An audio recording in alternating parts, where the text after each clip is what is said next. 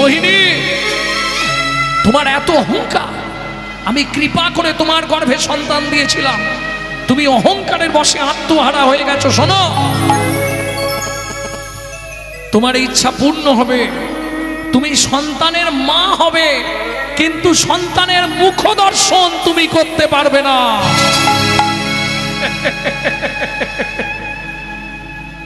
কি পাগল কে তুমি? আমার সামনে এসে বলো তোমায় একবার দেখতে চাই আমি। তোমার কি মাথা খারাপ হয়েছে? আমার গর্ভের সন্তান, আমি নাকি মুখ দেখতে পাবো না? এটা কি হয়? ভক্তমণ্ডলী, ভক্তিমতী মায়েরা, দিন যায় মাস যায়, দেখতে দেখতে 9.5 মাস গর্ভের বয়স। দেখবেন বিপদ যখন আসে বলে কয়ে আসে না। আজ 5 থেকে 6 দিন বাড়িতে চালও নেই, কিছুই নেই, আর তার লাগাতার চলছে ঝিমঝিম ঝিমঝিম ঝিমঝিম। তাহলে মোড়া তো আর পুরানো হচ্ছে না শ্মশানে। বৃষ্টি হলে মোড়া পুড়বে? ও যে মরেছে 7 দিন পরে পুরানো হবে। রাস্তা নেই কিছু, সারাক্ষণ নেমে গেছে একবার নিম্নচাপ। তবে বৃষ্টিটা কমেছে বলে মনে হচ্ছে। এই হীরা, চল শ্মশানে মোড়া এসছে। এই দেখো, তোমাকে বললাম না ভগবান ঠিক কৃপা করে দেবে। দাঁড়াও, একটা মোড়া পুড়ালেও কিছু পয়সা পাবো। শোনো না, এই বৃষ্টিটা প্রায় ধরে গেছে, একটু একটু হচ্ছে। আমি যাব, মোড়াটা পুড়ি দিয়ে চলে আসছি, তুমি বাড়িতে থাকো। হ্যাঁ, কি গো তোমার চোখে জল কেন? ভয় লাগছে তোমার? স্বামী, আজকে না আমার শরীরটা ভালো নেই, তুমি মোড়া পুরোতে যেও না গো, আজকের রাতটা অন্তত তুমি আমার কাছে থাকো। আরে পয়সা কোথা থেকে আসবে? পয়সা ছাড়া কিছু হবে না। তুমি দেখো না, যাবো আর আসবো কতক্ষণ লাগবে? মাঝখানে তো 1-1.5 ঘন্টা হলে মোড়াটা পুড়ে যাবে। ভালো পয়সা দেবে, আমি আসছি, দাঁড়াও। ঠিক বুঝিয়ে দিয়ে মোহিনীকে চলে গেল হীরাচণ্ডাল। এইবার শ্মশানেও পাটা রেখেছে, আরো বৃষ্টির বেগ বেড়ে গেল।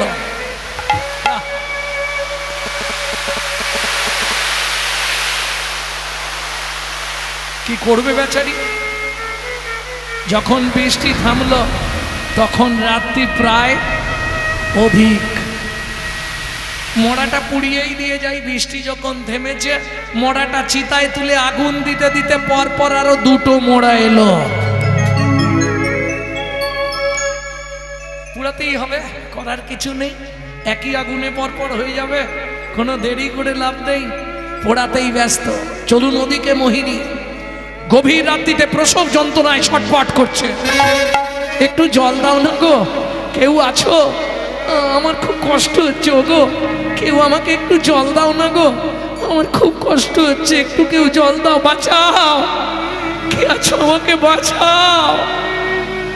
কাঁপতে কাঁপতে মা মোহিনীর দেহটা মাটির ওপর পড়ে থেমে গেল।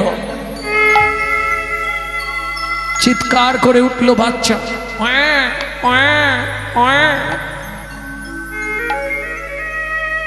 এদিকে হীরাচণ্ডাল 3-3টে মোড়া পুড়িয়ে ভোরবেলা ফিরছে। অনেকগুলো অর্থ পেয়েছে, কোনো চিন্তা নেই, মনে তার খুব আনন্দ। কতকগুলো ফলও পেয়েছে শ্মশানে। সব পুটলি করে গামছায় বেঁধে নিয়ে এসে আর ডাকছে, মোহিনী, ও মোহিনী, দরজাটা খোলো। মোহিনী, তখনকার দিনে আগরের দরজা আসতে, আগর চেনেন তো, ওই একটা বাঁশের মধ্যে দিয়ে আর একটা, ও আপনারা আরো ভালো জানবেন, যাতে আগেকার দিনে ধান ঝাড়া হতো না। এদিকে অন্য কিছু নাম আছে নাকি? তাবর,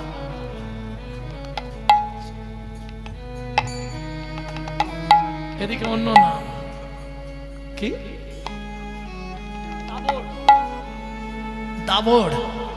এই শোনো, এই মাঝখান দিয়ে ফুটো করে ঢোকানো থাকে, আর একটা ওপর দিয়ে একটা নিচে দিয়ে, তার বুঝে নিয়েছি, ওটাকে বিশুদ্ধ বাংলায় বলা হয় আগর।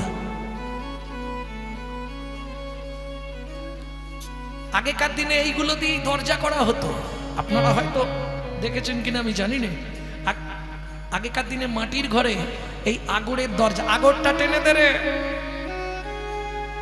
ও তো ঠেকি দিয়েছে, আর তো বাঁধা টাদার ব্যাপার নেই, পেটের যন্ত্রণায় সে অধীর। এই হীরা চন্ডাল এসে ডেকেই যাচ্ছে, মোহিনী দরজা খোলো, সকাল হতে চললো, ভোর হয়ে গেছে। ও বুঝেছি, আমি দেরি করে এসছি বলে তুমি রাগ করেছো। দেখো কতগুলো ফল এনেছি, কত টাকা পেয়েছি খালি দেখো, এখন আর চিন্তা নেই 1 মাস। মোহিনী আগরে ঠেলা দিতেই আগরটা উল্টে গেল। ওমা, দরজা তো খোলা, এইভাবে তুমি ঘুমাচ্ছ কেন মোহিনী? বিছানা থেকে নিচে ঘুমাচ্ছ তুমি, কি হয়েছে তোমার? মোহিনী পাশে দেখছে পুটপুটে কন্যা সন্তান হাত পা নাড়ছে, পিট করছে। মোহিনী, মোহিনী দাঁড়াও, এগুলো রাখি। সব রেখে দিয়ে হাতে মুখে জল দেওয়ারও সময় নেই, ছুটে গেছে মোহিনী। এই দেখো, এতদিনে তোমার ইচ্ছা পূর্ণ হয়ে গেল, তোমার ইচ্ছাটাই পূর্ণ হলো। আমি বলেছিলাম ছেলে হবে, তুমি বলেছিলে মেয়ে হবে, তোমার ইচ্ছাই ভগবান পূর্ণ করলো, আমার কথা ভগবান শুনলো না। মোহিনী, মোহিনী, ওমা, মোহিনী, মোহিনী,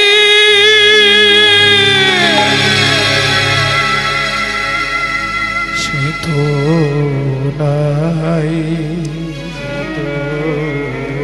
সে তো নাই, চলে গেছে বহু দূরে। সবে আশা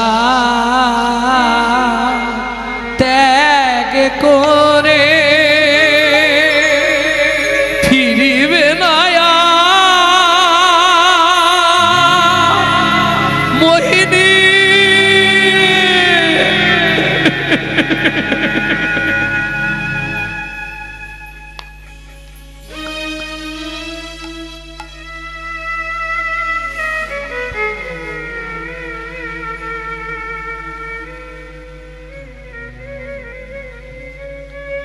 দয়াময়, যার আশা ছিল তার আশা পূর্ণ করে দিলে, কিন্তু তাকে দেখতে দিলে না। জানি না কোন জন্মের পাপের জন্য তুমি এটা করলে। এরা কাঁদলে কিছু হবে না রে, ও মারা গেছে।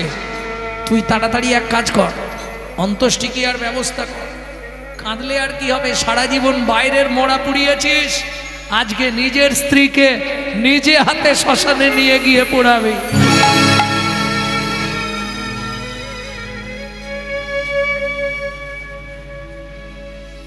স্ত্রীর মৃতদেহটা নিয়ে শ্মশান ঘাটের দিকে চলল হীরাচন্দ্রা।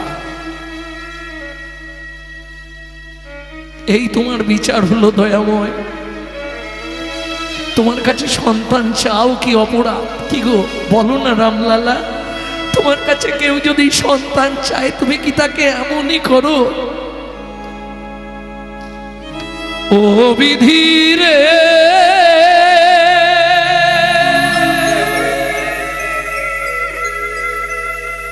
ও বিধি রে,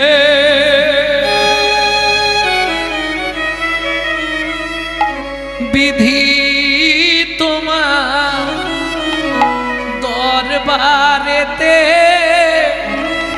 উচিত বিচার নাই। বিধি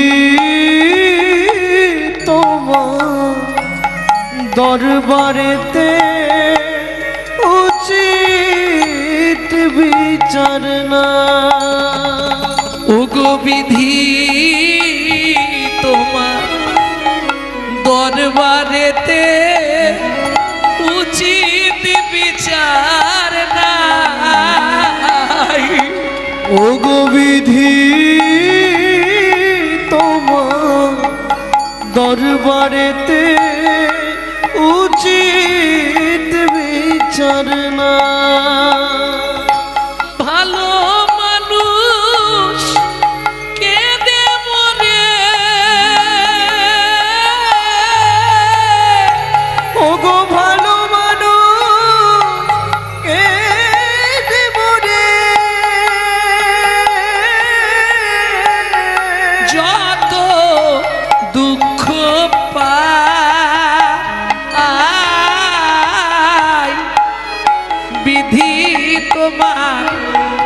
দরবারেতে উচিত বিচার নাই। বিধি তোমার দরবারেতে উচিত বিচার না। মোহিনী দেবীর অন্ত্যেষ্টিক্রিয়া শেষ করলেন নিজে হাতে হীরাচন্দা। তবে একটাই স্বপ্ন তার জীবনে আজ শেষ হয়ে গেল। যখন নিজে হাতে নিজের স্ত্রীর মুখে আগুনটা দিচ্ছে, ওই আগুনটা দেওয়ার সময় প্রতিজ্ঞা করে ফেললো, হে অগ্নিদেব, আজ থেকে তুমি সাক্ষী রইলে জীবনে আর কোনোদিন আমি মোড়া পোড়াবো না। এই তার জীবনের শেষ মোড়া পোড়ানো আজ। স্ত্রীর অন্ত্যেষ্টিক্রিয়া শেষ করে বাড়ি ফিরে এলেন। ও মায়েরা, এখন বাবা যদি মরে যায় বাচ্চাকে মানুষ করাটা সম্ভব, কিন্তু মা মরে গেলে বাচ্চা মানুষ করা খুব কষ্টকর। কেন? জন্ম নেবার আগেই তার খাবারটা মায়ের কাছে পাঠিয়ে দেয় ভগবান। কি করবে হীরাচন্দাল? মনে বড় চিন্তা। তুলসীদাসজি লিখছে, अगर ना करे चाकरी पंखी ना करे काम, दास मालिक कहे सबको दाता, जय सिया राम। সর্প কারো চাকরি করে না, পাখিরাও কোনো কর্ম করে না, অথচ তাদের উদর পূরণের চিন্তা করতে হয় না। শ্রী ভগবান সকলের উদর পূরণের চিন্তা করে, তাই তো তার নাম চিন্তামণি। চিন্তামণি, তাই তো তার নাম চিন্তামণি। চিন্তামণি, তার নাম চিন্তামণি। চিন্তা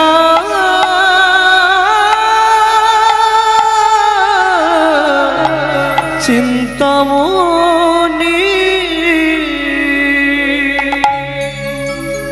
ভগবানের যদি ইচ্ছা হয় অসম্ভব সম্ভব হয়। হাম্বা হাম্বা, ওই বনেই থাকতো কপিলা গাই কামধেনু। ভক্তমণ্ডলী, ভক্তিমতী মায়েরা, যমদগ্নির কামধেনু জানেন তো, যে জন্যে পরশুরাম মাতৃহত্যা করেছিল, মাতৃহত্যা পরশুরাম, সেই যমদগ্নির কামধেনুটা ওই বনেই ঘুরে বেড়াতো। যেই হাম্বা হাম্বা রবে ডাক দিয়েছে, হীরাচন্দাল ছুটে এলেন, বালতি পেতে দিলেন কামধেনুর চরণের কাছে। আর যেই বালতি পেতে দিয়েছে, গাভী একবারে বালতি ভর্তি করে দুগ্ধ দান করেছে। বাঁচা গেল। সেই দুগ্ধ নিয়ে গিয়ে ছোট্ট শিশু কন্যাকে খাওয়ালেন। ভক্তমণ্ডলী, ভক্তিমতী মায়েরা একদিন দুদিন নয়, প্রতিদিন গাভী এসে দুধ দিয়ে যেত এক বালতি করে। আর ওই দুধ খেয়েই মানুষ হচ্ছে ছোট কন্যা সন্তান। আমার জীবনে আর কি আছে? আমার জীবনে তো কেউ নেই, আমার যা কিছু সব ওরি, সব ওরি, সব ওরি, সব ওরি। তাই মেয়ের নাম রাখলেন সবরি।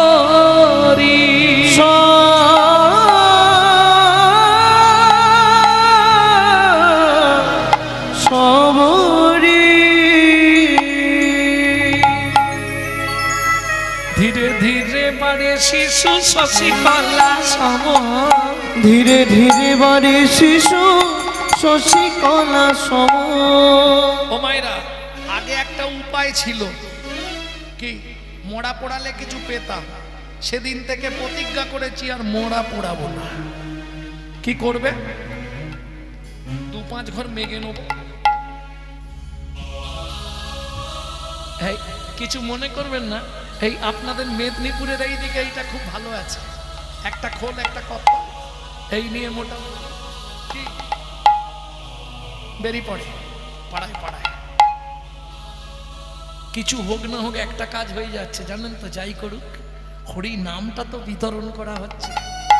অনেকে অনেক কথা বলে, কে বলে খেতে খেতে পারোনি, কে বলে কাজ পাওনি, কিন্তু যে যা বলছে বলুক, হরি নামটা তো প্রচার হচ্ছে, এতেই লাভ। হীরাচন্ডাল মনে মনে ভাবলো, কবারই ভিক্ষা করে নিলে চলে যাবে, একটা মেয়ে সেটা দুধ খায়, খালি আমার মতো রান্না করতে হয়। ঠিক আছে। পরের দিন সকালবেলা উঠে স্নান টান করে ভিক্ষার ঝুলি একটা কাঁধে নিয়েছে, নিয়ে আর ওমা এখনকার মতো তখনকার তো লাইটের ব্যবস্থা ছিল না, কি করতো জানো? শোনো, জঙ্গলে মৌমাছি চাক সৃষ্টি করত। মৌমাছিরা ওই চাকটা ভেঙে দিলে মধুটাকে নিগড়ালে যে বস্তুটা সেটা হচ্ছে মম। ওই মমটা প্রদীপের মধ্যে রেখে আর ওই জামা ছেঁড়া কাপড় ছেঁড়া দিয়ে একটা সলতে বানাতো, বানিয়ে দিন রাত ওই প্রত্যেক ঘরের মধ্যে একটা করে প্রদীপ জ্বলতো। এই পুরনো স্মৃতি আজও রক্ষা হচ্ছে। কোথায় বলুন তো? জানেন? জানেন না? অমরনাথে 6 মাস বরফে ঢাকা পড়ে থাকে। 6 মাস পরে বরফ যখন গলে জল হয়ে যায় তখনও গিয়ে দেখা যায় প্রদীপ জ্বলছে। এইবার ভাবুন কিরম অপ্রাকৃত লীলা আজও বর্তমান পৃথিবীতে, তাই তো? যারা অমরনাথ কেদারনাথ গেছেন, বদ্রীনাথ নিশ্চয়ই দর্শন করেছেন অমরনাথে। অমরনাথ ভক্তমণ্ডলী ভক্তিমতী মায়েরা ওই প্রদীপটা জ্বালিয়ে দিয়ে আর ছোট্ট মেয়েকে দুধ খাই দিয়ে ভিক্ষায় চলে গেছে। বাচ্চা তো ঘুমেই আছে সবরই। ওদিকে হীরাচন্ডাল ভিক্ষায়, পাশ ফিরতে গিয়ে যেই টান লেগেছে প্রদীপটা উল্টে পড়েছে। আর যেই প্রদীপ উল্টে পড়ে গেছে শুকনো পাতার ঘর, দাউ দাউ করে আগুন ধরে গেছে। দাউ দাউ করে ঘরে আগুন লেগে গেছে। পাড়ার লোকেরা ছুটে এসছে, ওরে জল ঢাললে, নেবাড়ে নেবাড়ে। শুকনো পাতার ঘর জলে বাগ বানবে? হু হু করে জ্বলছে। এইবার চলুন, যখন অত লোকের ভিড়, সে তো এসে হাজির দুধ দেওয়ার জন্য। হাম্বা হাম্বা প্রত্যেক দিন দুধ দেয়, মাতৃস্নেহ তার মধ্যে জন্মে গেছে। ওই লোকের মাঝখান দিয়ে ছুটে গিয়ে অগ্নি প্রজ্বলিত গৃহের মধ্যে ঢুকে বললেন, কামধেনু। মাথা দিয়ে শিং দিয়ে জাগিয়ে তুললো শবরীকে।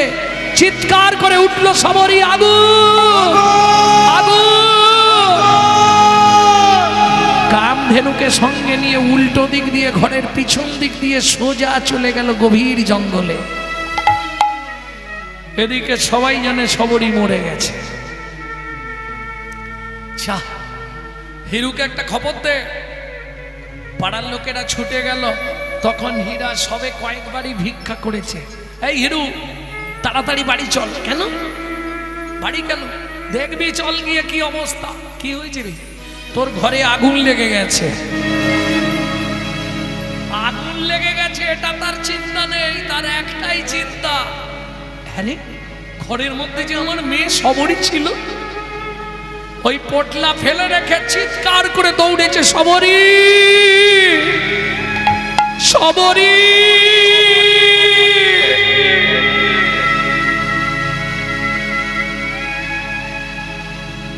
এসে বিস্ময়ে হলেন হতবাক। যেভাবে কাঁথা চাপা দেয়া ছিল মেয়েটার গায়ে, সেইভাবেই কাঁথা রয়েছে, শুধু কালো ছাই হয়ে গেছে সব।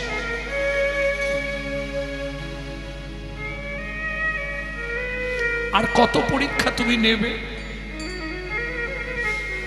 আর কত পরীক্ষা তুমি করবে? তুমি পাষা, তুমি পাথর, তুমি শিলাখণ্ড। বলো এই কি তোমার বিচার প্রভু? এই কি তোমার বিচার? বলো এই কি তোমার বিচার প্রভু? এই কি তোমার বিচার? কারে হাসাও, কারে কাঁদাও, মহিমায় অপার। কারে কাঁদাও, কারে ঘাসাও, লীলা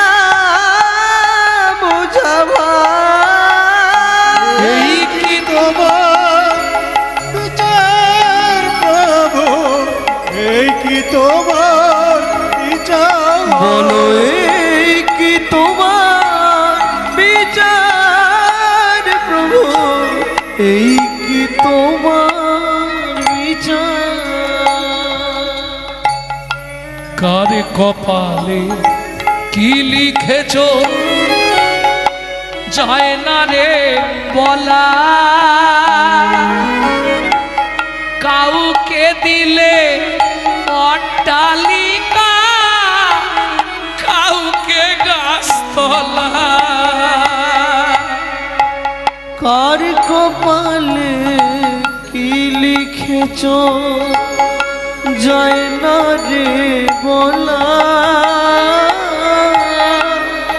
কাউকে দিলে অট্টালিকা, কাউকে গাছতলা। কার কপালে কি লিখেছো যায় না রে বলা, কাউকে দিলে অট্টালিকা, কাউকে গাছতলা। কার কপালে কি লিখেছ যায় না রে বলা, কাউকে দিলে অট্টালিকা, কাউকে গাছতলা। কর্মের ফলে ধনী গরিব, কর্মের ফলে ধনী গরিব, সবাই কর্মের ফলে ধনী গরিব, সবাই কর্মের ফলে ধনী গরিব। এ তোমারই কারবার, এই কি তোমার বিচার প্রভু, এই কি তোমার বিচার। লীলাময় কি তোমার ওগো ভগবান, বিচার। ভগবান হে ভগবান,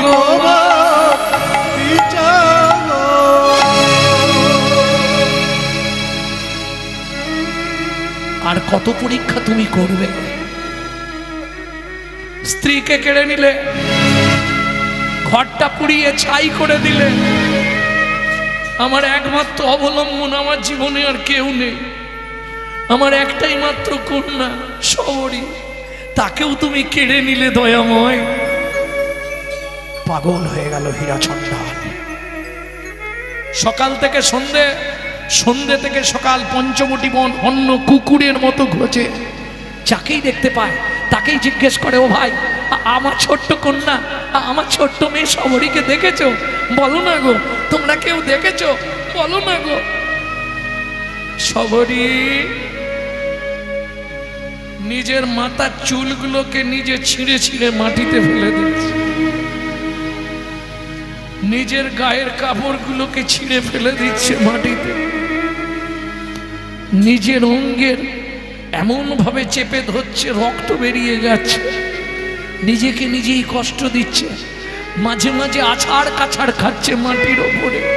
মারে একবার একবার বাবা বলে ডাক না মা। জানি না কি এমন পুরা আমি করেছি।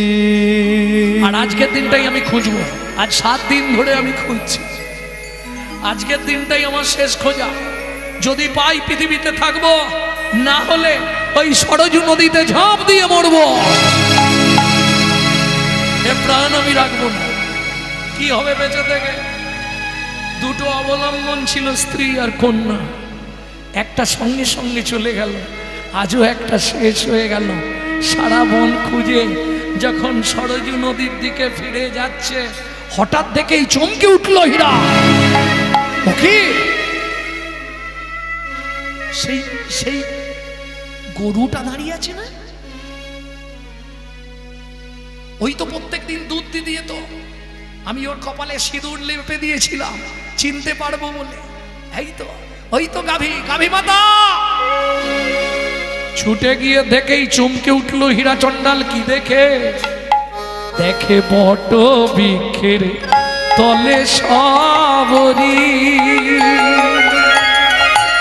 কর জোড় করি।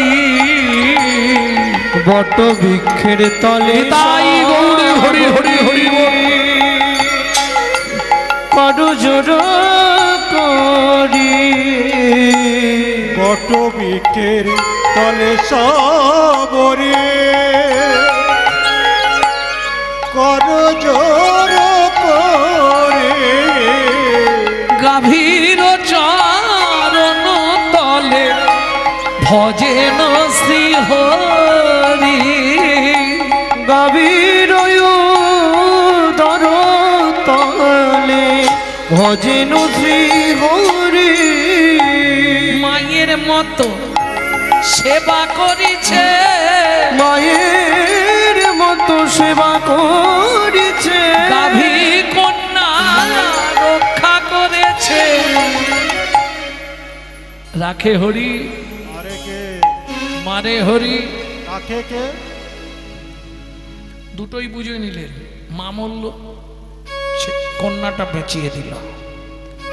গাভী তার পেটের তলায় বসিয়ে রেখে ওপরে ছাতার মতো দাঁড়িয়ে আছে। দেখেই চমকে উঠল হীরা চণ্ডাল।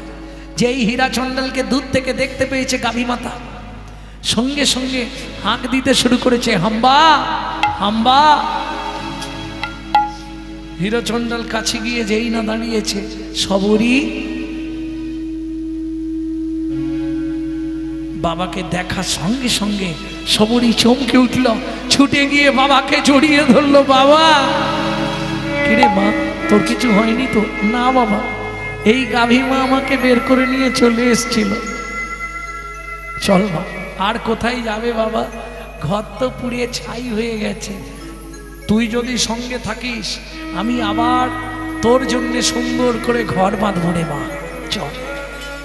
পঞ্চবটি বনে নতুন করে ঘর বাঁধলো, সুন্দর করে সাজিয়েছে। কিন্তু দুর্ভাগ্য, একদিন হঠাৎ দৈব দুর্ঘটনায় হীরা চণ্ডাল মৃত্যুবরণ করলেন। এইবার ভাবুন, একটা অত বড় পঞ্চবটি বন, এক কুটরি ঘর, ওই একটা ছোট্ট মেয়ে থাকে। কি করে খাবে? সহসা মনে পড়ে গেল এগুলো হচ্ছে সঙ্গের গুণ। ওই যে ছোটবেলা থেকে আহা, বাবা মা গর্বে আসার আগে থেকে কিছু করুক না করুক, রাম শিলায় সেবা করেছে, তো এর একটা গুণাবলী আছে। আপনার কর্মফলটা আপনার পুত্র কন্যাদের মধ্যে আসবে কিছুটা। আপনি যা যা করছেন তার এফেক্টগুলো ওর মধ্যে আসবে। যার জন্য আগেকার দিনে সন্তান গর্ভে থাকাকালীন মায়েদের মাছটা পর্যন্ত কাটতে দিত না। এখনো সব শুনবে, হায় হায়, ও তুমি বেশি বোঝো না। তোমাদের দিন আলাদা গেছে, এখন আমাদের দিন। অতএব বাবা, জ্ঞান দিয়ে লাভ নেই, যা পারিস কর। ওই জন্য তো এখন ওই রকম বাচ্চা জন্মাচ্ছে সব। আর বিনয় বাদল, দীনেশ, ক্ষুদিরাম মাস্টার তো সুজাজে পড়ে গিয়ে আর একটা ভালো মানে জন্মাচ্ছে আনাচে কানাচে। কেন? আরে গাছ খারাপ হয়ে গেছে আর ফল ভালো। সন্তান গর্ভে থাকাকালীন মা এখন রামায়ণ, মহাভারত, গীতা, ভাগবত আর দেখছে না, শুধু সিরিয়াল দেখতে ব্যস্ত, আর না হলে খালি তুলতে ব্যস্ত। কি মোবিল ঘেটে ঘেটে একবারে শেষ। সন্তান গর্ভে থাকাকালীন মা যদি নিত্য ওই গীতা পড়তো, রামায়ণ শুনতো, হরিনাম, এখন তো ইউটিউবে হরিনাম, হরিনামটা শুনি, ইউটিউবেই শুন না, তাতেও কাজ হয়, সেসব শুনবে, আগডুম বাগডুম দেখবে। ভক্তমণ্ডলী, ভক্তিমতী মায়েরা, এগুলো এফেক্ট করে বাচ্চার ওপর। সন্তান গর্ভে থাকাকালীন আপনি যদি নারায়ণের স্নানজল খান, আপনি যদি গোবিন্দের চরণ তুলসী খান, আপনি যদি জগন্নাথের মহাপ্রসাদ খান, সে সন্তান দেখতে যেমন তেমন হোক, পৃথিবীর মধ্যে একদিন শ্রেষ্ঠত্ব লাভ করবে। আর আপনি যদি এগরোল চাউমিন ফুচকা খান তাহলে ফচকে ফচকে ছেলে মেয়ে জন্মাবে। এটা আহারের গুণাবলী, সাইড এফেক্ট, পার্শ্ব প্রতিক্রিয়া।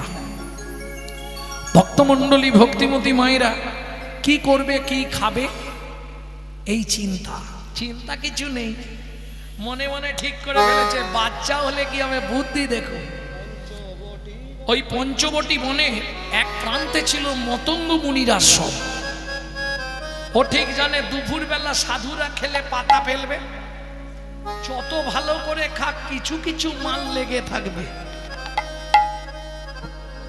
দুপুর হলেই যেদিকে পাতা ফেলে সেখানটা গিয়ে বসে থাকবো, খেয়ে যেগুলো ফেলে দেবে তা থেকে যে প্রসাদগুলো লেগে থাকবে সেইগুলোকে এক জায়গায় জড়ো করে খেয়ে নেব। ভক্তি এমনি জন্মায়।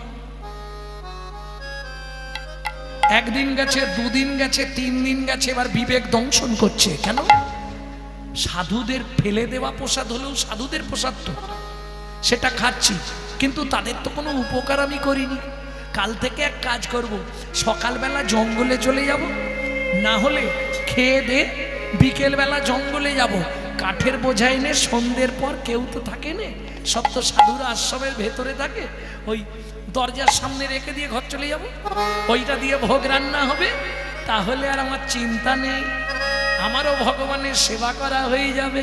পঞ্চবটি মনে ভাবে মনে মনে, পঞ্চবটি বনে ভাবে মনে মনে, সেবা করি মুনি গণ, সাধু সেবা ছাড়া সকলই অসার, এই মন অকিঞ্চন। সাধু সেবা ছাড়া সকলই অসার, এই মন অকিঞ্চন। সাধু সেবা ছাড়া ধর্ম নাই রে, সাধু সেবা ছাড়া ধর্ম নাই রে। ভাবে নাই আপনি ভাবে মনে, সাধু কৃপায় পাবে ভগবানে। হরি আপনায় আপনি ভাবে মনে, আপনায় আপনি ভাবে মনে, সাধু সেবা ছাড়া ধর্ম নাই রে। প্রত্যেক দিন 1 বোঝা করে কাঠ আশ্রমের সামনে রেখে দিয়ে ঘর পালিয়ে যায়। সাধুরা অবাক হয়ে যায়, প্রত্যেক দিন এত এত কাঠ কে বয়ে দিয়ে যায়, এ তো কিছু একটা ভৌতিক ব্যাপার চলছে মনে হয়। রাত্রি জেগে লুকিয়ে আজকে ধরবো, সাধুরা রাত জেগে লুকিয়ে বসে আছে লাঠি সোঁটা নিয়ে। ঠিক সন্ধ্যের খানিকটা পরেই মাথায় করে কাঠের বোঝাটা নিয়ে আসছে, যেই নামাতে যাবে সাধুরা ছুটে গিয়ে ধরেছে, "এই, তুই এটা নিয়ে প্রত্যেক দিন এখানে কাঠের বোঝা রেখে যাস?" "হ্যাঁ।" "কেন? তোর নাম কি?" "আমি হীরা চন্ডালের মেয়ে, আমার নাম সবরী।" ইস, চন্ডাল মেলেচ্ছ জাতি, তুই না জানি আশ্রমে ঢুকেছিস, সাধুমুনি সেবা করছিস। ও ভাই, ওকে বুঝিয়ে হবে না, গুছিয়ে 2-4 ঘা দাও আর জীবনেও আসবে না। ওই বাচ্চা মেয়েটাকে খুঁটির সঙ্গে বেঁধে 2-4 জন সাধু মিলে চাবুক দিয়ে মারতে শুরু করলো। বল, কে তোকে এই কাজ শিখিয়েছে? সত্যি বল, পিছনে কোনো ষড়যন্ত্র আছে? হ্যাঁ, ঠাকুরের অনেক গয়না আছে, তোকে কে পাঠিয়েছে? সত্যি করে বল। কে শিখিয়েছে শুনবি এটা করতে? বল। আমার মন শিখাইছে সেবার, আমার মন শিখাইছে সেবার অঙ্গ। আমি বলি, আমার জীবনে আমি যখন কীর্তন জগতে এসেছিলাম, আমার জীবনের প্রথম পালাই হচ্ছে এই সবরী উদ্ধার।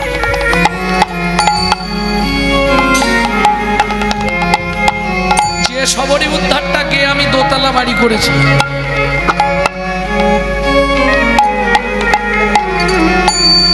কোথায় গাইনি, এই বহুদিন পরে আজকে কি মন গেল গেয়ে ফেললাম। আঘাতে আঘাতে সে করো যদি অঙ্গ, আঘাতে আঘাতে সে তোমরা যতই মারো, করো যদি অঙ্গ, এই শোনো, তোমরা যতই মারো, কালকে আবার কার্ড আনবো, তবু আমি না ছাড়িব এত সাধু সঙ্গ। তুলসী দাসে কয়ে সব হরি রঙ্গ, শেষ দিনে পাবিরে ভঙ্গ। আমার মন শিখায়েছে সেবার অঙ্গ, আমার মন শিখায়েছে সেবার অঙ্গ, আমার মন শিখায়েছে সেবার অঙ্গ। সাধু সেবা করি যদি, করি যদি আমার হয় অপরাধ, আমার হয় অপরাধ, হে মুনিগণ, যেন জনমে জনমে এই করি অপরাধ। করি অপরাধ। আজকের মতো ছেড়ে দিলাম, জীবনে এই ত্রিসীমানায় আসবিনি, মনে থাকবে তো? কোনো কথা বলছে, চুপচাপ চলে যাচ্ছে, চোখের জলটা মুছতে মুছতে। এই আশ্রমের যিনি প্রতিষ্ঠাতা, তিনি কে? মতঙ্গ মুনি। ওই দরজার সামনেই একটা কুডরি, দেখবেন সাধুদের, সাধুরা কখনো ওই বড় বড় ঘরে থাকে না, ঘুরতে গেলে দেয়াল থেকে যাবে, এইগুলো ঘরগুলো সাধুরা ব্যবহার করে। কেন? বিলাসবহুল জীবন যাপন করতে চায়নি। ছোট্ট কুডরি, নিচে একটু জায়গা থাকবে বসে প্রসাদ পাবার মতো একা, আর একটা ছোট্ট খাটিয়া শুধু একা শোবার মতো। এটাকে বলে সাধুদের কুডরি। রাধাকুণ্ডের তীরে আছে আমার শিক্ষাগুরু মঞ্জুরি স্বরূপ, যার কাছ থেকে আমি নিয়েছি, সেই গুরুদেবের রাধাকুণ্ডের তীরেই এই কুঠির আছে, ছোট্ট কুঠির, নিতাই বাবার। ভক্তমণ্ডলী, ভক্তিমতী মায়েরা, তা যখনই বেরিয়ে আসছে, মতঙ্গ মুনি কুঠিরের মধ্যে ছিল। সবরী, কিছু বলবেন? আমি তোকে ডাকছি মা, এদিকে শোন। বলুন বাবা। ওরা তোকে চিনতে পারেনি মা, আমার বা সময় তো নেই, সময় হয়ে আসছে, তাড়াতাড়ি একবার স্নান করে আমার কাছে আয়, আজ থেকে আমি তোর কর্ণমূলে রাম মন্ত্র দিয়ে দিই। সঙ্গে সঙ্গে ওই ছোট্ট মেয়ে সবরই স্নান করে এলো। মাতঙ্গ মুনি কর্ণমূলে মন্ত্র দিয়েছে, মন্ত্র দিয়ে বলছে, শোন মা, তিনটে কথা মনে রাখবি, যা করবি তাকে জানিয়ে করবি, না জানিয়ে কিছু করবি না। যা খাবি তাকে দিয়ে খাবি, যা পড়বি আগে তাকে পড়াবি, তারপর নিজে পড়বি।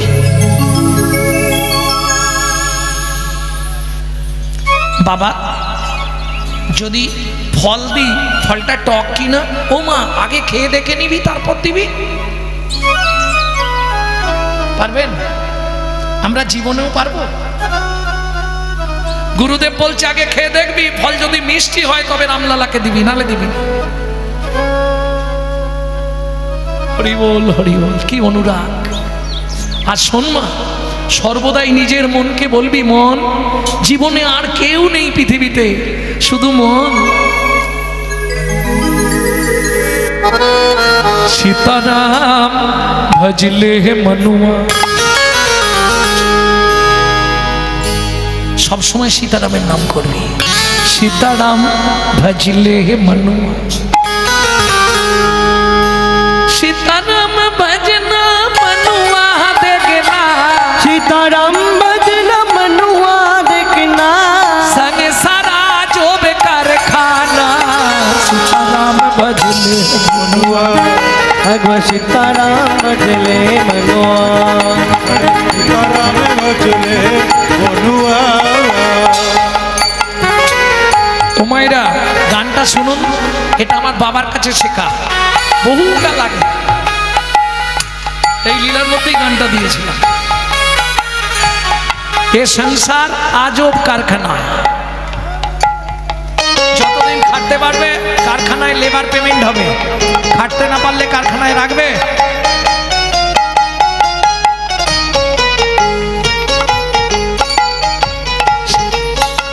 सीताराम भजना मनुआ देखना संसार आजोब कारखाना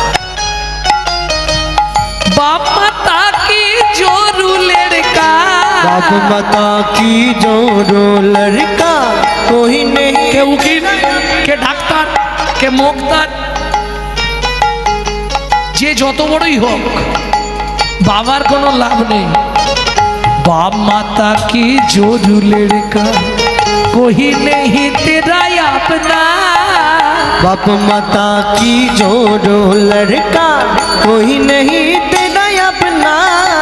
एक दिन दुनिया छोड़ के जाने होगा दुनिया छोड़ के जाना होगा ये भी याद कर लेना। सीताराम भज लेना सीताराम भज लेना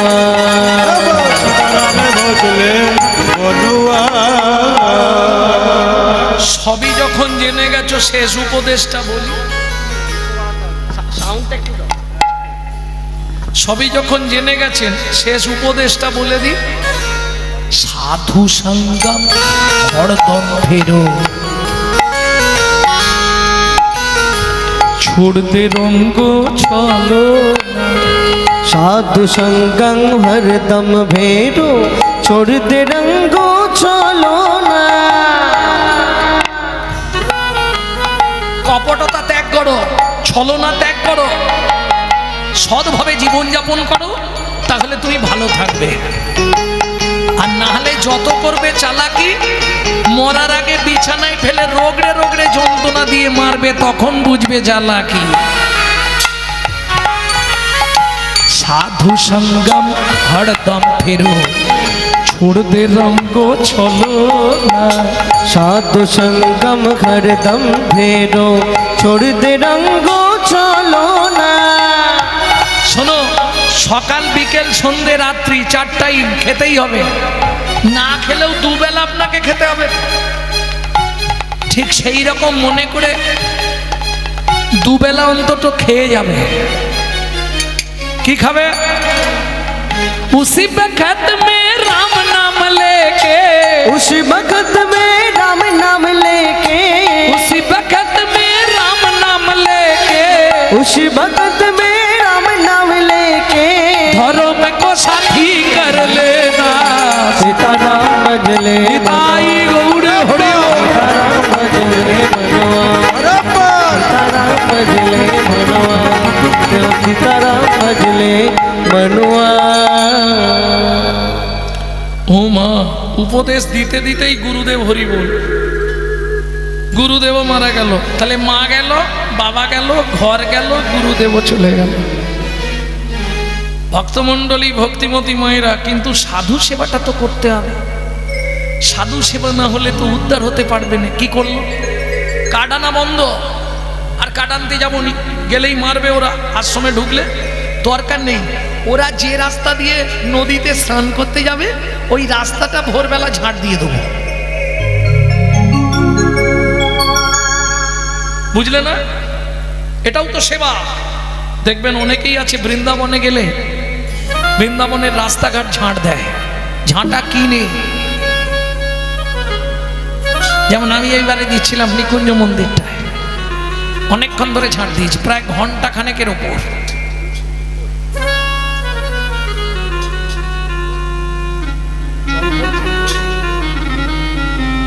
পুষ্পবৃষ্টি হচ্ছে।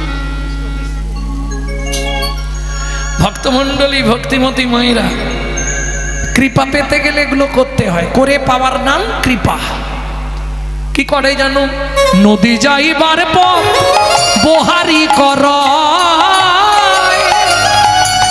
কাটা কুটা কাকর সব দূরেতে দাঁড়ায় ওগো কাটা কুটা নাম দূরেতে দাঁড়ায়। বহারি মানে বোঝেন তো ছাঁট দেয় বহারি করা কাঁটা কুটা কাকড় যা দেখতে পায় ছুঁড়ে পথের ধারে ফেলে দেয়। এই একদিন হয়েছে কি ঝাঁট দিতে দিতে শরীরটা খারাপ লাগছিল মনে মনে ভাবলো একবারে নদীতে স্নানটা করেই বাড়ি চলে যায় যেই স্নান করতে নেমেছে ব্যাস যেখানে ওই যে একটা প্রবাদ বাক্য আছে না যেখানেই সন্ধে হয় বাঘের ভয়, যেখানেই বাঘের ভয় সেখানেই সন্ধে হয়। এই আমি সব গুলি ফেলি। যেখানেই সন্ধে হয়, যেখানেই বাঘের ভয়, যেখানেই বাঘের ভয় সেখানেই সন্ধে হয়। হ্যাঁ, যেই স্নান করতে নেমেছে আর সাধুরাও ভোরবেলা এসে হাজির। এই তুই হীরার মেনে সবরই দেখেছো দেখেছো, সেদিন অত মারলাম এতেও জ্ঞান হলো না। আরে তুই চণ্ডাল মেলেচ্ছ জাতি, চণ্ডালের মেয়ে, তুই সাধু মুনি ঋষি যে ঘাটে স্নান করে তুই সেই ঘাটে নেমেছিস। তোর লজ্জা করে না? তোর পাপের ভয় নেই? জন্মেছিস তো চণ্ডালের ঘরে। খুব মনে আঘাত লেগেছে, আজ আর কিচ্ছু। সবে অরুণের রন্তিম আভা, অরুণ উদয় হচ্ছে। ঠিক সেই সময় সরজু নদ্যে জলটা চল করে বলে উঠল, সরজু নদ্য, যদি তুমি সত্যবান পুরুষ হও, বিনা দোষে বিনা অপরাধে সাধুরা আমাকে নির্দয়ভাবে কথা শোনাচ্ছে, তুমি এর বিচার করো। ও মা, যেই জল চল করে ফেলে দিয়েছে কি হলো যেন, তৎক্ষণাৎ নদীর জল রক্ত প্রায় হইল। তৎক্ষণাৎ নদীর জল রক্ত পায় হইল। কৃমিকীট হইল জলের, আগা মরিরে কৃমিকীট হইল। মরি রে, কৃমিকীট আহা মরি রে, কৃমিকীট আহা মরি রে, কৃমিকীট আহা মরি রে, কৃমিকীট হইল জলে রে।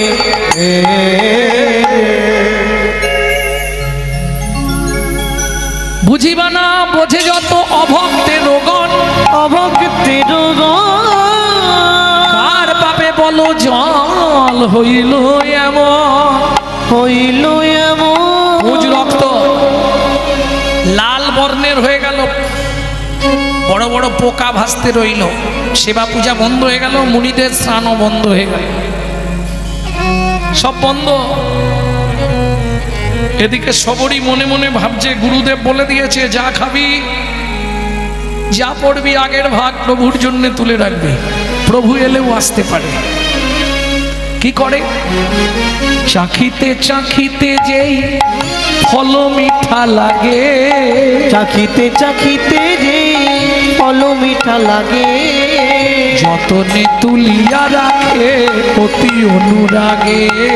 যতনে তুলিয়া রাখে অতি অনুরাগে।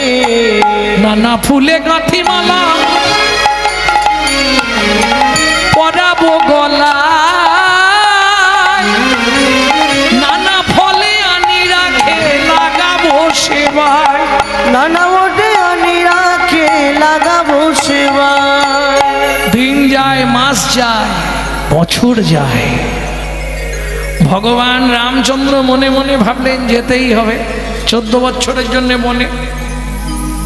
ভক্তমণ্ডলী ভক্তিমতী মায়েরা কিন্তু পঞ্চবটি বনে যেতে গেলে তো নদী পেরোতে হবে।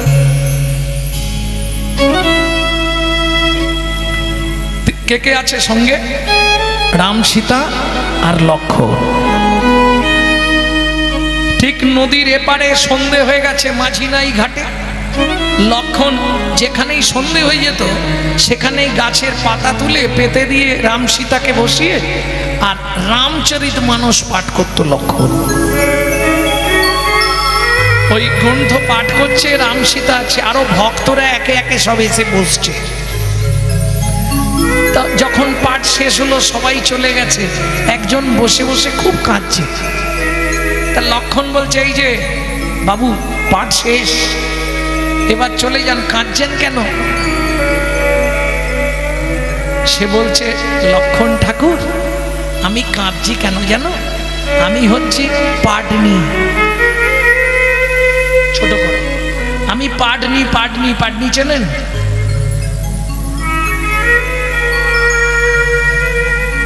পাটনি চেনেন না? পাটনি মাঝি পাটনি, আমি এই ঘাটের পাটনি মাঝি। বলছিলাম এই ঘাটে তো সুন্দর সুন্দর নৌকা থাকে, ময়ূরপঙ্খী নৌকা, সিংহ নৌকা, হ্যাঁ, পঙ্খিরাজ, ভালো ভালো নৌকা থাকে। আমার নৌকাটা একটু ভাঙা। আপনার প্রভু যদি আমার নৌকায় করে পার হয়, আমার বহুদিনের স্বপ্ন একবার আমি রামচন্দ্রকে নৌকায় করে পার করব। লক্ষণ বললে ঠিক আছে, কাল তাহলে সকাল সকাল চলে আসবে, তোমার নৌকাতেই আমি পার করিয়ে দেবো। এইবার চলুন, পরের দিন সকাল হলো, মাঝি চলে এসছে ঘাটে, কিন্তু ঘাটে নৌকা ঠেকায়নি, খানিকটা দূরে নাঙড় দিয়ে রেখে দিয়েছে জলের মধ্যে। এইবার রাম লক্ষণ সীতা ঘাটে এসছে, ডাকছে মাঝি, মাঝি নৌকা নিয়ে এসো। মাঝি এদিকে মুখ ঘোরাচ্ছে না। এ মাঝিটিকে চেনেন আপনারা? মাঝির নাম কি? মাধব মাঝি। মাধব, ও মাঝি, এদিকে নৌকা নিয়ে এসো, আমরা ওপারে যাব। তুমি তো কালকে বললে। মাঝি মুখ ঘুরিয়ে অন্য দিকে মুখ ঘুরিয়ে বসে আছে। এইবার লক্ষণ একটু রেগে গিয়ে বলছে, এই মাঝি, কালকে তুমি অত কাঁদছিলে না, আর আজকে তুমি মুখ ঘুরিয়ে বসে আছো, শুনতে পাওনি নাকি? ধীরে ধীরে মাধব মাঝি মুখ ঘুরিয়ে বলছে, সবই শুনতে পেয়েছি, তাহলে সাড়া দাওনি কেন? বলে, প্রভুকে একটা শিক্ষা দেবো বলে সাড়া দিইনি। লক্ষণ বলে, তুমি মাঝি হয়ে আমার দাদাকে স্বয়ং ভগবানকে শিক্ষা দেবে? বলে, হ্যাঁ প্রভু, তোমায় এই শিক্ষা দিতে চাই। তুমি হয়তো জানো না, আমি যখন মুখ ঘুরিয়ে বসেছিলাম, তুমি বারবার ডাকছিলে, আমি আসছিলাম না, তখন তোমার কি মনে হচ্ছিল? কতবার ধরে ডেকেছো, কিরকম রাগ হচ্ছে, কত কষ্ট হচ্ছে বলো? ওপারে যাবে তাড়াতাড়ি করে, এটাই তোমায় শিক্ষা দিয়ে বোঝালাম। এ জগতে যারা সকাল সকাল ভবসিন্ধুর পারে গিয়ে তোমায় ডাক দেবে, প্রভু তুমি যদি তখন সাড়া না দাও, তাদের ভেতরটা কেমন হবে? তাই তোমাকে দিয়ে বুঝিয়ে দিলাম, তারা ডাকলেই সাড়া দিয়ে দিও, তারা ডাকলেই সাড়া দিয়ে দিও। বোঝা গেল? নৌকাটা নিয়ে এইবার লক্ষণ তো উঠে গেছে, সীতা উঠে গেছে, রামচন্দ্রকে উঠতে দিচ্ছে না, বলে একটু দাঁড়াও, তোমায় তুলবো। রামচন্দ্র বলছে, আমিও না বলা পর্যন্ত উঠবো না, আগে বল কত ভাড়া নিবি। মাধব মাঝি হেসেই হাল্লা, আরে ভাড়া কত নিবি তিনজনের সেটা বল, নাহলে নামানোর পরে ভাড়া নিয়ে অশান্তি করবি, সেটা ভালো নয়। আগে কথা বলবো, তারপর তো নৌকায় উঠবো। মাধব বলছে, আচ্ছা প্রভু, যদি কোনো গাড়ি রাস্তায় চলতে চলতে খারাপ হয়ে যায়, অন্য গাড়ি ধরে সেই গাড়ির ড্রাইভার গ্যারেজে যায়, তাহলে সে কি পয়সা চায়? বলে, তার মানে কি বলতে চাইছিস তুই? বলে, প্রভু তুমি এত সহজ কথা বুঝলে না, তুমিও মাঝি আমিও মাঝি, তুমিও মাঝি আমিও মাঝি, তুমিও মাঝি আমিও মাঝি, তুমিও মাঝি আমিও মাঝি, আমায় সেদিন পার করে দিও, তুমিও মাঝি আমিও মাঝি, আমায় সেদিন বার করে দিও, আমি আর কিছু চাইবো না গো, আমায় সেদিন বার করে দিও, আর কিছু চাইব না গো, সেদিন বার করে দিও। মাঝি আমিও মাঝি।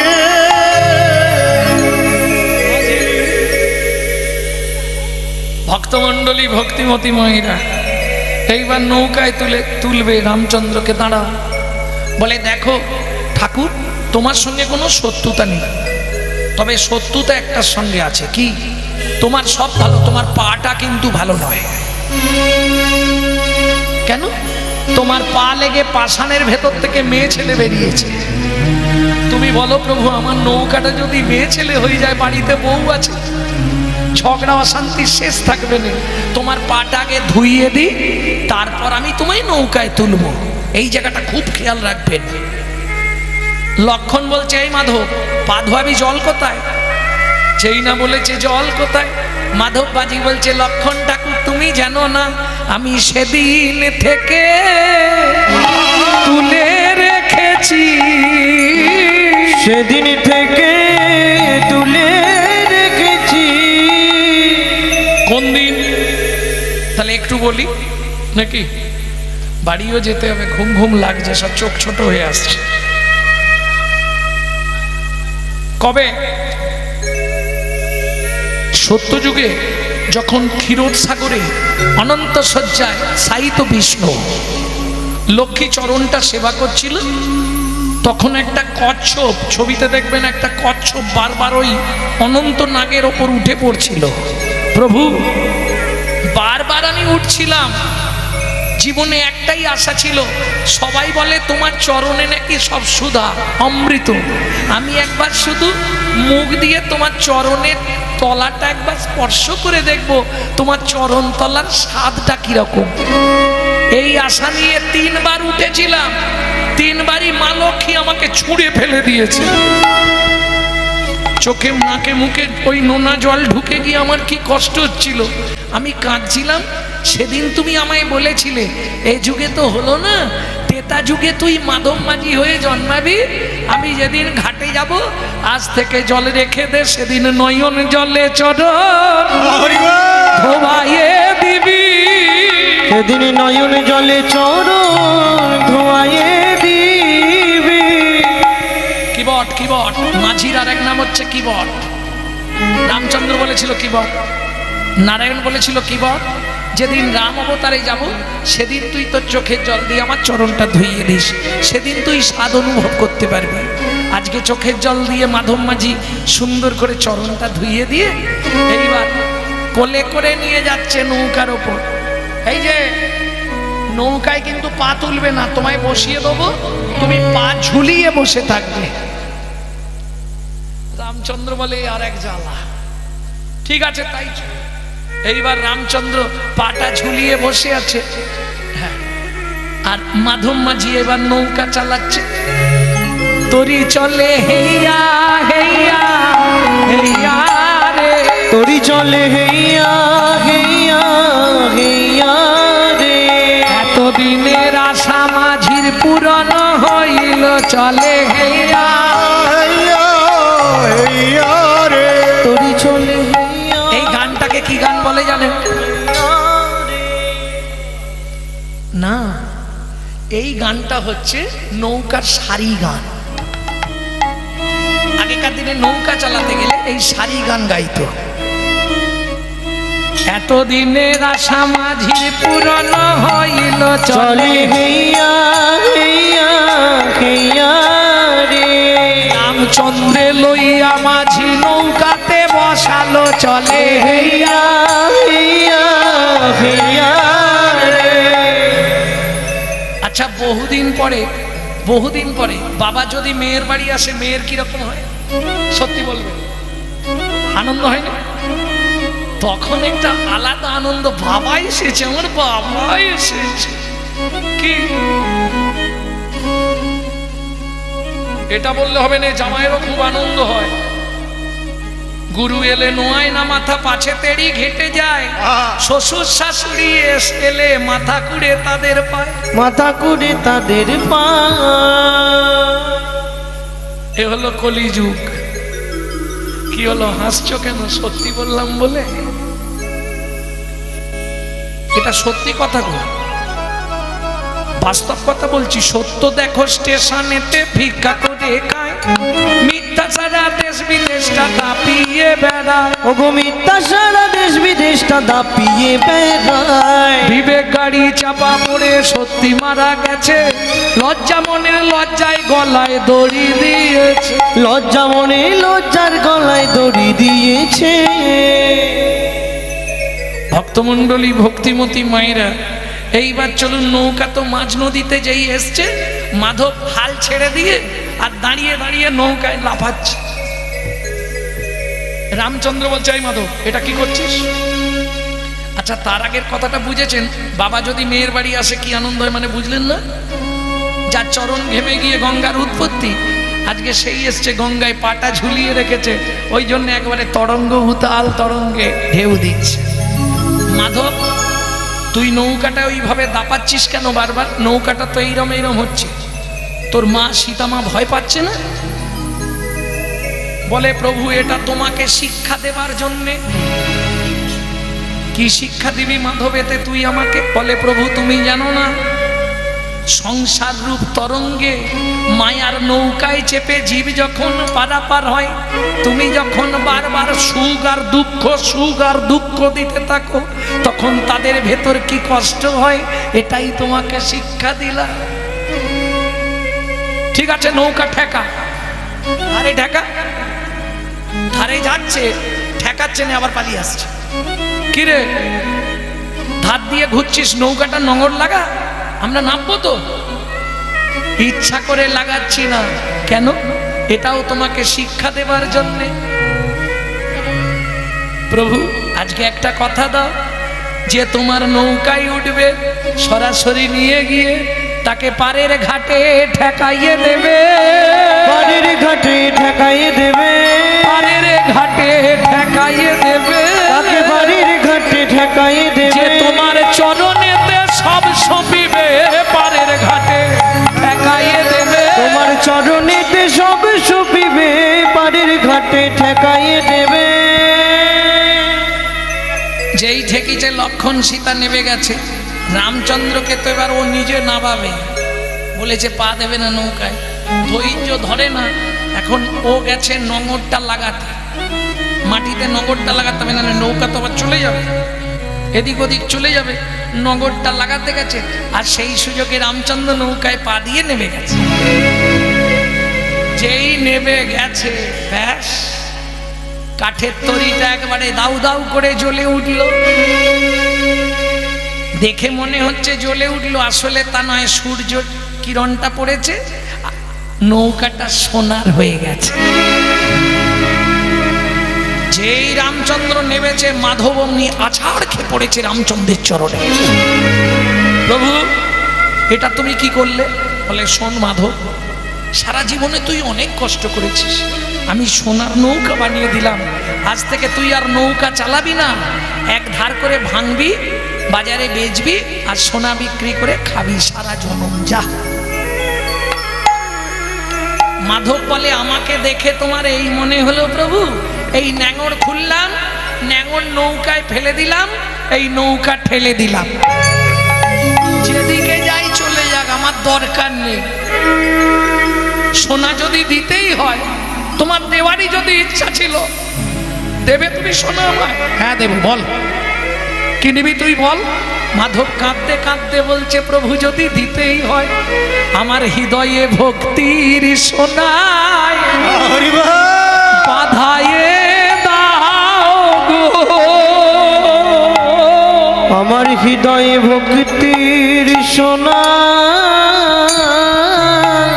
বাধায়ে দাও গো। আমি আর কিছু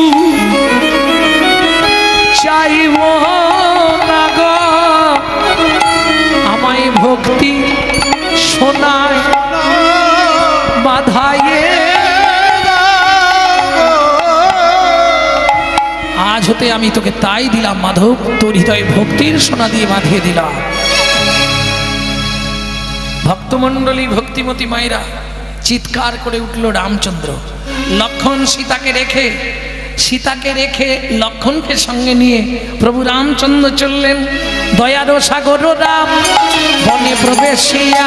দয়ায় সাগর রাম বনে প্রবেশিলা, প্রথমেই ডাক দিল সবরি বলিয়া।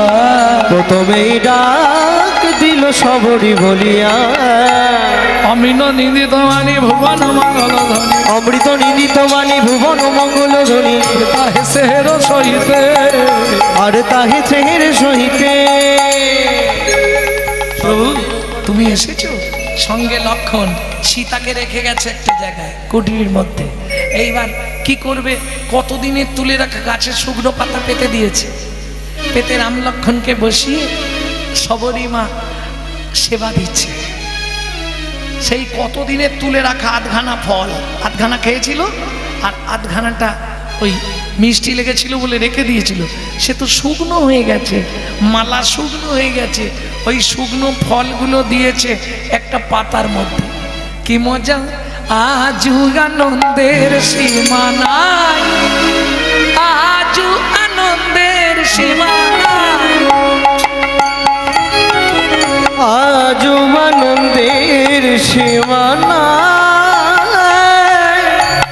আজও আনন্দের সীমা নাই। উচ্ছিষ্ট শুকনো ফল ভাঙা মিত্র পাত্রে জল, উচ্ছিষ্ট শুকনো ফল ভাঙা মিত্র পাত্রে জল, পত্রাসন রচিল তথা, আজও আনন্দের সীমা নাই,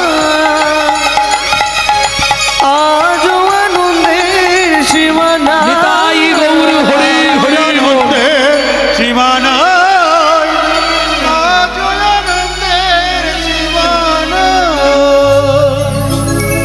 ও মাইরা, যেই রামচন্দ্র শুকনো ফলটা তুলে আর মুখে দিতে যাবে, লক্ষণ হাতটা ধরেছে, দাঁড়াও। ক্ষীর সর ছানা মাখুম রাজভোগ রাজ অট্টালিকার সেগুলো বাদ দিয়ে এই পচা শুকনো ফলটা তুমি মুখে দিচ্ছ, দেখে ছুঁড়ে ফেলে দিল লক্ষণ কেড়ে নিয়ে। আর যেই কেড়ে নিয়ে ফেলে দিল, সবরই মা কাঁদতে কাঁদতে বলে উঠলো অনেক অনুরাগ করে, গুরুদেবের কথা রাখতে গিয়ে তুলে রেখেছিলাম লক্ষণ। শুনে রাখো, যে ফল তুমি আজ ছুঁড়ে ফেলে দিলে রাগ করে, ওই ফলই একদিন তোমার জীবন বাঁচাবে। ফল গিয়ে পড়লো কোথায়? গন্ধমাদন পর্বতে, সেইখানেই জন্মালো বিশল্যকরণী, যা লক্ষণের বাঁচার একমাত্র ওষুধ। ভক্তমণ্ডলী ভক্তিমতী মায়েরা সবরীর গৃহের সেবা গ্রহণ করে রামচন্দ্র বললে, চলো তো সরজু নদীর ধারে যাই। সরজু নদীর ধারে গিয়ে দেখলেন মুনিগণ সবার কপালে হাত। বলুন মুনিগণ, কিসের জন্য সরজু নদীর জল এই রকম হয়ে গেল? কি বলবো প্রভু, সর্বাগ্যে সবরী যেদিন করেছিল স্নান, করেছিল ওই চণ্ডালীর পরশ লেগে জল হইল এমন, হইল প্রভু তুমি যাই হোক একটা উপায় করো যাতে করে জলটা ঠিক হয়ে যায়। রামচন্দ্র দেখলেন ভক্তের মহিমা জানাবার এটাই উপায়, একটা কাজ করলে জল এক্ষুনি পরিষ্কার হয়ে যাবে। কি করতে হবে? তোমরা ধরো গিয়া সবরীর পায়, তোমরা ধরো গিয়া সবরীর পায়, তার চরণ পরশে জল হইবে নির্মল, তার চরণ পরশে জল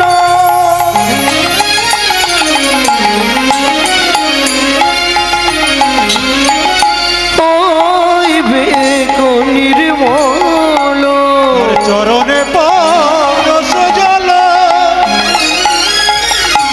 হইলেন নির্মল। মম বাক্য মম বাক্য বৃথা কভু নয়। ও গো মম বাক্য। মুনিগণ গিয়ে হাত জোর করে দাঁড়ালেন, মা সবরী তোমায় আমরা চিনতে পারিনি মা, আজ প্রভু তোমায় চিনিয়ে দিল। যাও তুমি একবার জলে তোমার চরণটা স্পর্শ করাও। না না না, অপরাধ হবে। রামচন্দ্র বললে, যাও সবরী, আমার আদেশ। রামচন্দ্রের চরণে প্রণাম করে গুরুদেবের উদ্দেশ্যে প্রণাম জানিয়ে চণ্ডালী কন্যা সবরী ওই সরজু নদীতে পা দিল। জলে না বিরাম নাম করে নিরন্তর, জলে না বিরাম নাম করে নিরন্তর, চরণ পরশে জল হইল নির্মল, চরণ পরশে জল হইল নির্মল। যেই পায়ের পরশ হলো যেমন স্বচ্ছ জল ছিল, আবার সরজুর জল স্বচ্ছ নির্মল হয়ে গেল। ধীরে ধীরে উঠে দাঁড়ালেন সবরী, ছুটে ছুটে গিয়ে রামচন্দ্রের চরণে প্রণাম করে বললেন, প্রভু আমি তো তোমার কথা রাখলাম, তুমি আমার একটা কথা রাখবে কি? এই সরযূ নদীর তীরে আমার এই দেহটা আমি তোমার চরণে বিসর্জন দিতে চাই। কি বলছো সবরি? হ্যাঁ প্রভু, জীবনে একটা ইচ্ছা আমার, জয় রামে বলি সবরি। চরণে পড়িল প্রভু তারে শ্রীবৈকুণ্ঠ ধামে পাঠাইল। প্রভু তারে শ্রীবৈকুণ্ঠ ধামে পাঠাইল। ভক্ত শোনে ভগবানের মধুর মিলন, ভক্ত শোনে ভগবানের মধুর মিলন। উলুধ্বনি জয়ধ্বনি ভরিল ভুবন, উলুধ্বনি জয়ধ্বনি ভরিল ভুবন। উলুধ্বনি জয়ধ্বনি ভরিল ভুবন, উলুধ্বনি জয়ধ্বনি ভরিল ভুবন। জয় সচিনন্দন জয় গৌর হরি, জয় সচিনন্দন জয় গৌর।